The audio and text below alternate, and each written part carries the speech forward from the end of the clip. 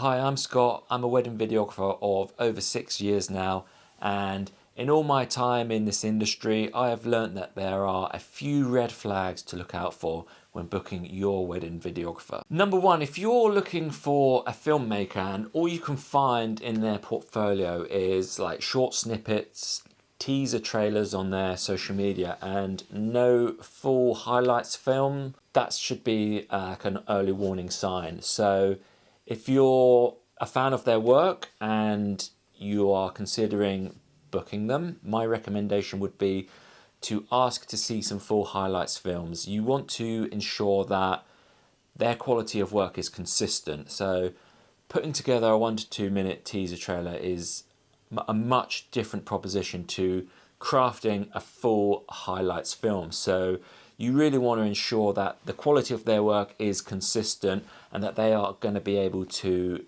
tell the story of your day in a way that it deserves. So yeah, check out their highlights films and make sure that it ticks all of your boxes. If you can, make sure that you watch a couple of highlights films just to ensure that they're not using a templated approach to their wedding films. You know, unless they are, and that template really does it for you. But from my perspective, I much prefer to give couples a unique film, so everyone's film is different and a true representation of their day.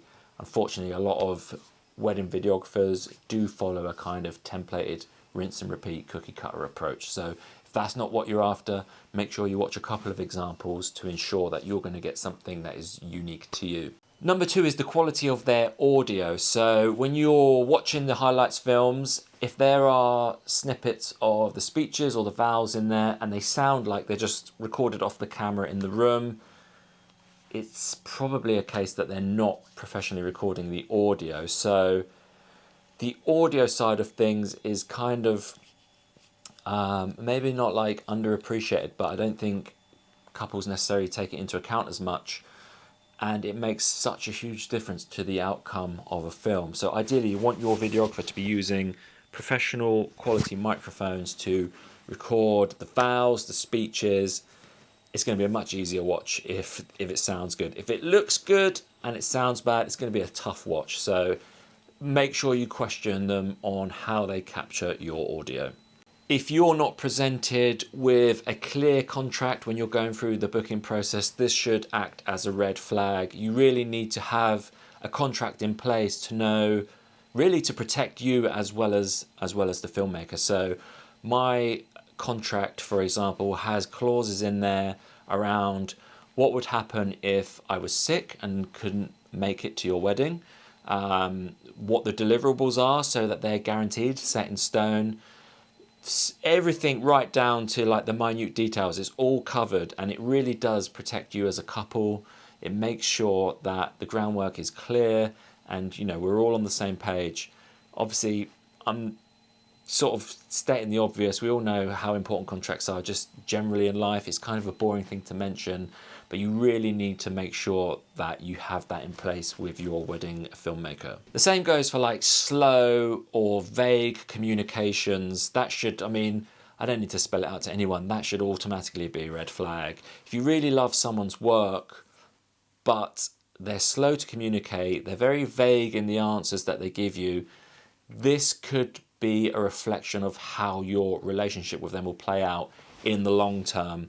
So you don't want to get to a point where it's post-wedding and you're trying to contact your filmmaker, you haven't heard anything from them, and you're just getting this kind of like slow, turgid responses.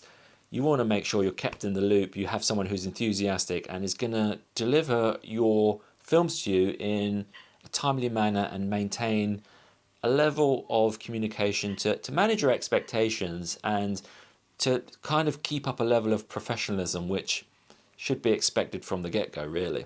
Know a backup plan. So I've mentioned in previous videos that you should always ask your videographer how your footage is backed up on the day and after the wedding. So to give you an example of how I do it, my cameras, so like the one I'm recording on now, for example, it has a dual SD card slot. So the footage that I record is backed up onto both cards. That way, should one fail, the other one has it, so nothing is lost. When I get home from a wedding, I take one of those cards, I back it up onto 3 hard drives locally, which are on my desk behind me, and 2 of those are backed up onto the cloud. So make sure you ask your videographer what they're doing in this regard, and if they don't have a backup plan, that should be a red flag. Things can go wrong, things could get lost. It's always good to have dual, and in my case, triple, quadruple redundancies. I know that if one of my hard drives were to fail, heaven forbid 3 were to fail, I know it's in the cloud, I can replace the hard drives, download everything that I need, nothing will be lost. Unrealistically cheap pricing. So when you're shopping around for a videographer, you're going to get an idea of what the going rates are for professionals, for people who are good at what they do and are offering a good service. If you find somebody that is offering something that sounds too good to be true price wise, it probably is. And the old adage of buy cheap, buy twice, that does not apply in weddings. You got one shot at it. You're getting married once, so you want to make sure that the person you are hiring to come and capture your wedding day is the right person for you. If that means paying slightly more, or not even necessarily slightly more, but the kind of industry standard rate, it's worth having that budget in place, because just hiring someone because they're cheap is not always going to be the best option.